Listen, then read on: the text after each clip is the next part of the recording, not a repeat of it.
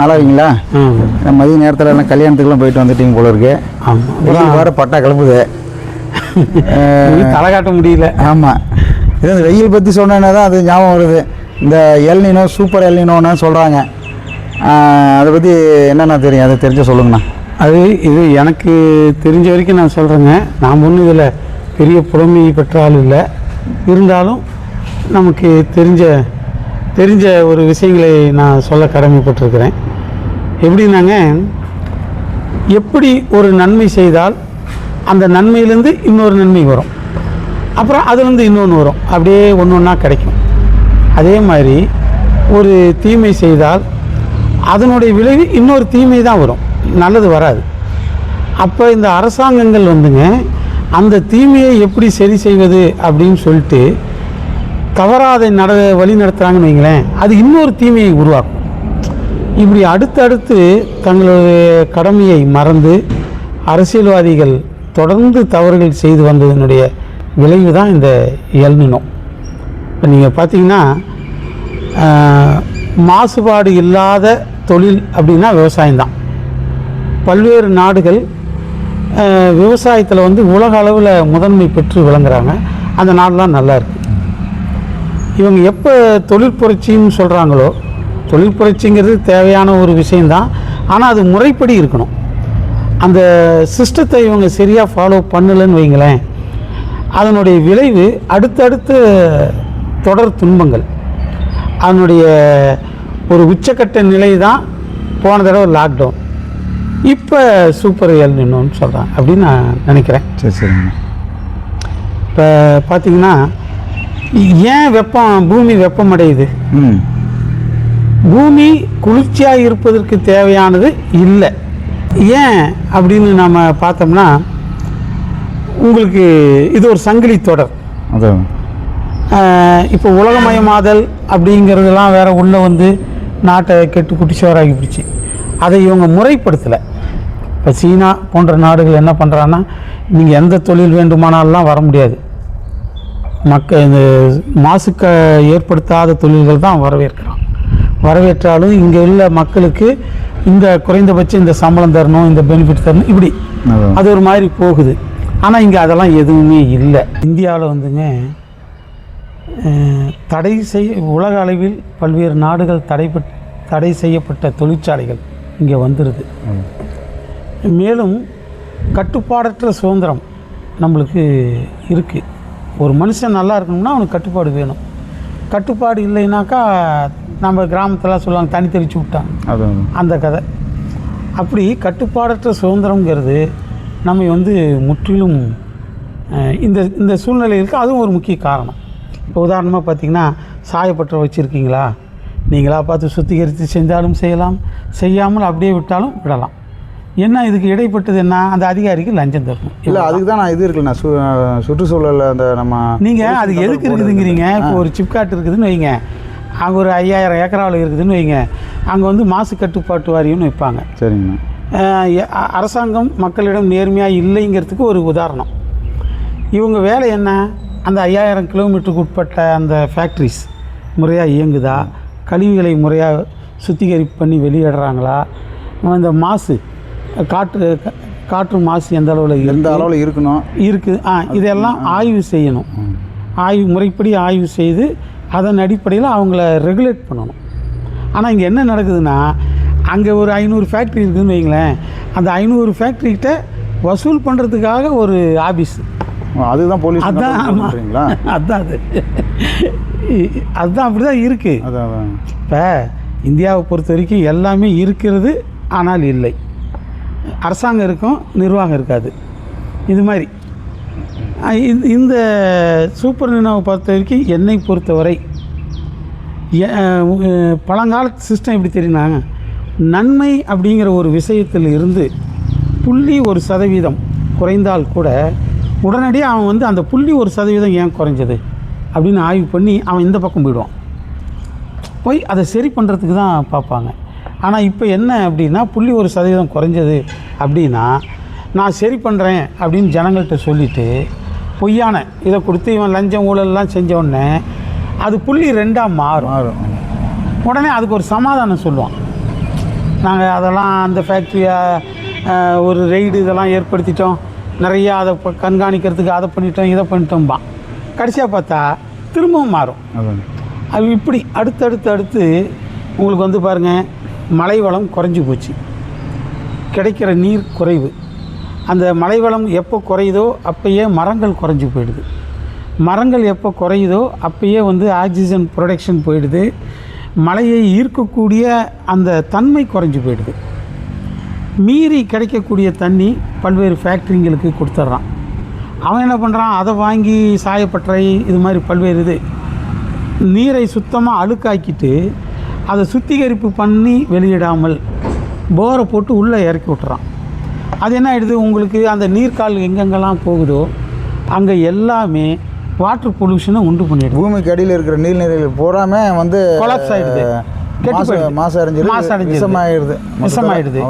அப்போ அதன் மீது எப்படி உங்களுக்கு நல்ல தாவரங்கள் விளையும், மரங்கள் விளையாது. இது ஒரு பக்கம். இன்னொரு பக்கம் காற்று மாசுபாடு, நிர்ணயிக்கப்பட்டதை விட கூடுதலான மாசுபாடு இல்லை காற்று வெளியேறும். அப்படி வெளியேறும்போது அது காற்றுல கலந்து கார்பன் டை ஆக்சைடு. ஆமாம், அதாவது என்னென்னா இந்த வளிமண்டல ஓசோன், அதுதான் ஓசோன் கேப்பும்பா. இந்த காற்று மண்டலத்தில் இந்த புற ஊதா கதிர்களை வந்து ஃபில்ட்ரு பண்ணி பூமிக்கு அனுப்பும். இந்த மாசு காற்றுகள் போய் அது ஒரு கற்றையாக சேர்ந்து படியும்போது அந்த புற ஊதா இந்த நன்மை செய்யக்கூடிய கதிர்கள் இதை ஊடுருவி கீழே வராது. அப்போ இந்த வெப்பம் அந்த லேயரை தாண்டி மேலேயும் போக முடியாது. மேலேருந்து வெப்பம்தான் வரும், வெப்பமானது திரும்பவும் மேலே போக முடியாது, அது தடுத்துரும். அப்போ இந்த புழுக்கம் அப்படிங்கிறது இந்த இடைப்பட்ட பகுதியில் ஏற்படும். இப்போ நம்மளுக்கு இப்போ கிடைச்சிருக்கிறதெல்லாம் அதுதான். இந்த வெப்பக்காற்று முறையாக வளிமண்டலத்தில் போய் சேரவில்லை, அது இங்கேயே சுழலுதுன்னு அடிப்படையில் தான் இந்த புழுக்கம் இதெல்லாம் வெப்பம் அதிகமாக தான். அப்போ உங்களுக்கு என்ன ஆகும், இது இன்னும் அடுத்த ஸ்டேஜுக்கு பார்த்திங்கன்னா ஏசி மீத்தேன் வாயு வெளியிடுது. இப்போ நிறையா இதுக்கு நம்ம இப்போ ரோட்டில் நடந்து போனோம்னா நிறையா கடைங்களில் ஜவுளி கடை இதெல்லாம் பார்த்திங்கன்னா ரோட்டில் நடந்து போகவே குளிரும். சென்ட்ரலைஸ் ஏசி போட்டுவிட்டு சும்மா அவன் பாட்டுக்கு தள்ளி விடுறான். அப்போ இங்கே என்ன நடக்குது, ஒரு பக்கம் வாகனங்களினுடைய எண்ணிக்கை அதிகம். இது பல இடத்துல வச்சுருப்பாங்க புகை பரிசோதனை இதுன்னு, அது பாட்டுக்கு பாவம் வச்சுருப்பாங்க. அது எந்த ஆர்டிஓவும் அது வந்து அங்கே சர்டிஃபிகேட் வாங்கினியான்னு கேட்டது. பேப்பர் நம்ம செந்தில் இருக்கும்போது முக்கியமான பேப்பர் இல்லை அப்படின்னு வந்து ரிஜெக்ட் பண்ணுறாங்க. ஆமாம், முக்கியமான பேப்பர் இருந்தால் எஸ்.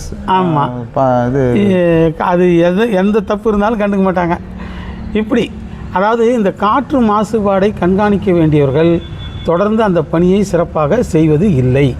அது ஒரு முக்கியமான குறைபாடு. அடுத்து வாகனங்கள் எண்ணிக்கை நிறையா ஆயிடுச்சு. அப்போ ஒரு கட்டுப்பாடு வைக்கலாம். இப்போ 2 வீலர் வாங்குறியா, நீ எங்கேயாவது ஒரு 10-20 கண்ணுங்க வச்சு அதை பராமரிக்கிறேன் அப்படின்னு சொல்லி எனக்கு ப்ரூவ் பண்ணணும். ப்ரூவ் பண்ணினால் மட்டுமே உனக்கு வந்து ரெனிவல் அல்லது சேல்ஸு அப்படின்னு செய்யலாம். இது மாதிரி காரா ஒரு 50, லாரியா ஒரு 100, இப்படி ரெனியூவலப்போ அது எந்த அளவுக்கு வளர்ந்துருக்குறதுங்கிறத காட்டணும். நீங்கள் வந்து லைசன்ஸ் எடுக்கிறதுக்கு காமிச்சிட்டு அப்புறம் லைசன்ஸ் நம்மளால ஒரு 50 கன்று வாடகைக்கு விடுற மாதிரி வாங்கி வச்சு எடுத்துகிட்டு அப்புறம் அடுத்த யார் வாங்குறவங்களோ அந்த கன்று எடுத்து அங்கே வச்சு ஒரு ஃபோட்டோ எடுத்து அந்த மாதிரி பண்ணிவிடுவாங்க. ஆமாம், அதனால் ரெனியூவல் போது காட்டணும், அதனுடைய வளர்ச்சி காட்டணும். இப்படியான விஷயங்கள் பண்ணலாம். அடுத்து இந்த பாலித்தீன் ப்ரொடக்ஷன் அப்படிங்கிறது இவங்க வந்து என்னன்னாக்கா எப்பயுமே ஊருக்கு அழைச்சவன் பிள்ளையா போயிலாண்டிங்கிற மாதிரி இந்த கடை வச்சுக்கிட்டு வயிற்று பொழப்புக்காக 50-100 சம்பாதிச்சுட்டு இருக்கிறாங்க பாருங்கள். கலெக்டர்லாம் நேராக அங்கே தான் போய் ஆய்வு பண்ணுவாங்க. கலெக்டரு ஐஏஎஸ் தானே. ப்ரொடக்ஷனை நிறுத்தினால் விற்பனை நிற்கும், விற்பனை நின்னால் பயன்பாடு குறையும். ஆனால் இவங்க வந்து ப்ரொடக்ஷன்லாம் நிறுத்த மாட்டாங்க. ஏன்னா அது யாராவது மந்திரி எம்எல்ஏ அவங்க மச்சனை மாமியா விட்டு தான் இருக்கும். அதை போய் இவங்களால நிறுத்த முடியாது. அதனால் இவங்க அவனை கேள்வியும் கேட்க முடியாது. அதனால் என்ன பண்ணுவாங்கன்னா நேராக ஏமாந்தவன் எவனும் அவனை பார்த்து மிரட்டுறது, ஃபைன் போடுறது, இந்த வேலையை கரெக்டாக செய்வாங்க. அதை வீடியோவும் எடுத்து பப்ளிக் காட்டிக்குவாங்க, நாங்கள் ஸ்ட்ரிக்டாக இருக்கிறோம். ஆமாம், எந்த அளவுக்கு ஸ்ட்ரிக்டாக இருக்கிறாங்கன்னு நமக்கு தான் தெரியும். இதுங்க இது மாதிரி செய்ய வேண்டிய வேலைகளை விட்டுவிட்டு செய்யக்கூடாத வேலைகளை செய்வதன் மூலம் அடுத்தடுத்து துன்பங்கள் நீடிக்குது. இப்போ பார்த்திங்கன்னா இப்போ சுதந்திரம் வாங்கி 75 வருஷத்துக்கு மேலே ஆகுது. ஐஏஎஸ் அதிகாரம்லாம் மிகவும் அறிவு பெற்ற அறிவு ஜீவிகள்ங்கிறாங்க. இவங்களாம் எவ்வளோ அறிவு ஜீவிகள்ங்கிறதுக்கு சில உதாரணம் இருக்குது. இப்போ உதாரணமாக நமக்கு பிறகு தான் சீனா சுதந்திரம் அடைந்தது. பாப்புலேஷன் நமக்கு ஈக்குவல் தான். அவன் இன்றைக்கி ரோபோவில் வந்து கபடி விளையாடுது, ஃபுட்பால் விளையாடுது, என்னென்னமோ பண்ணுது ரோபோ. ஆனால் இங்கே மாட்டு சாணத்தையும் மாட்டு மூத்திரத்தையும் வச்சுக்கிட்டு ஆராய்ச்சி இதை குடி அப்படிங்க, குடித்தா நோய் தீர்ந்துருங்கிறான். சரி, நீ குடிச்சு காட்டுறானாக்கா அவன் குடிக்க மாட்டேங்கிறான். இப்படி நம்ம இந்த மாதிரியான சண்டை சச்சரவுகளில் நம்ம காலத்தை ஏன்னா இப்போ நம்ம அவங்களும் வந்து ஜனநாயக முறைப்படி தான் தேர்தல் வச்சு பண்ணுறாங்க. அவங்க மந்திரிங்களாம் அப்படி இருக்காங்க. நம்ம இந்தியாவிலே அப்படி தான் நடந்துகிட்ருக்கு. அதாவது அங்கே அரசியல்வாதிகள் நேர்மையாக இருக்காங்க, இங்கே வந்து உலகத்திலே 1ஆம் நம்பர் ஃப்ராடாகிறாங்க. இதுதான் அடிப்படை காரணம். நீங்கள் பார்த்தீங்கன்னா அதான் நான் சொல்ல வந்தேனே, சீனா அந்தளவுக்கு டெவலப் ஆகிருக்கு. அமெரிக்கா வெறும் 33-34 கோடி தான் பாப்புலேஷன் உலக அளவில் இருக்கான். இஸ்ரேலு 1 கோடியோ 1.5 கோடியோ தான் பாப்புலேஷன். அவன் உலக வல்லரசுங்கிறான். நம்ம அப்படிலாம் போக வேணாம்.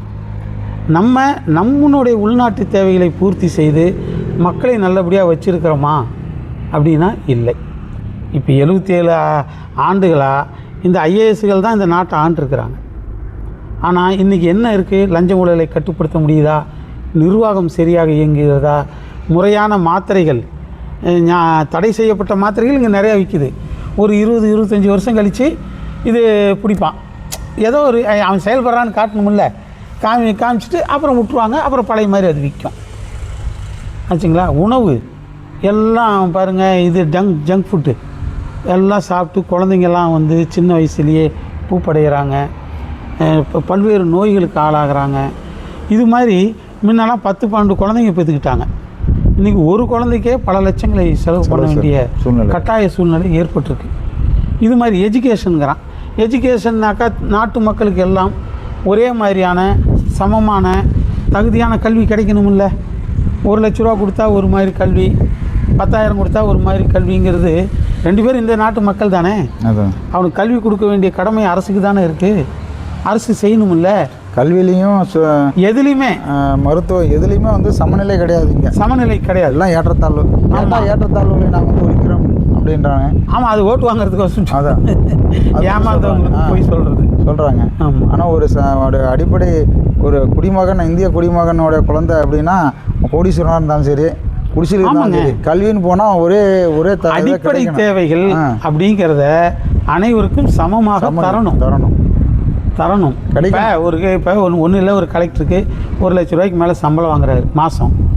அவர் நினச்சா அவங்க குழந்தைக்கு மாதம் 70,000 படிப்புக்காக செலவு பண்ணிவிட்டு 30,000 வீட்டு செலவுக்கு வச்சுக்கலாம். ஆனால் ஒரு பியூனு வாங்குறதே 20,000 வாங்குவான். அவன் எங்கே 70,000 செலவு பண்ணி குழந்தைங்கள படிக்க வைக்க முடியும்? சமமான கல்வி அப்போ இல்லையே. இல்லை. அப்போ அதை ஈடு செய்கிறதுக்கு லஞ்சம் வாங்க ஆரம்பிக்கிறான். பேருக்கு தான் சமச்சீர் கல்விங்க. ஒரு உண்மையான அரசாங்கமாக இருந்தால் இந்த மக்களினுடைய அடிப்படை தேவைகள் அனைத்தையுமே 100% சரியானதாகவும் உண்மையானதாகவும் இருக்கிறதை உறுதிப்படுத்தணும், போய் சேர்க்கணும். இங்கே இருக்குது, ஆனால் செய்கிறது இல்லை. ஏன்னா செய்யலாம். ரைட். இந்த மாசு நம்ம விலகிறோம். மாசுன்னா இப்போ நீங்கள் எல்லாம் சொன்னீங்க, அதாவது எல்னினோ இதெல்லாம் சூப்பர் எல்னினோ இதனால் வருதுன்ட்டு. அதை கட்டுப்படுத்துறதுக்கு நம்ம அரசாங்கம் 100க்கு 100 சிறப்பாக அதை கட்டுப்படுத்த முடியும். 100% முடியுங்க. ஆனால் இவங்க செய்கிறதில்ல. என்ன காரணம்னா, இந்த மாசை ஏற்படுத்தக்கூடியவர்களில் 100க்கு 99% பேர் அரசியல்வாதிகள். பிரச்சனையே அவன்கிட்ட தான் இருக்குது. இந்த அரசு நிர்வாகம் அவங்களை கண்டு கையை கட்டி வாய் மூடி சேவம் செய்யும் நிலை தான் இருக்குதே தவிர தவறை சரி செய்யக்கூடிய நிர்வாகம் இல்லை.